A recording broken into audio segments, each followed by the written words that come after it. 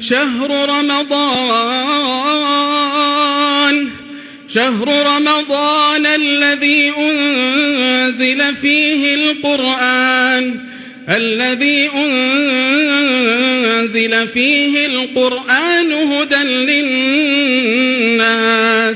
هدى للناس وبينات من الهدى والفرقان، فمن شهد منكم الشهر فليصمه، ومن كان مريضا أو على سفر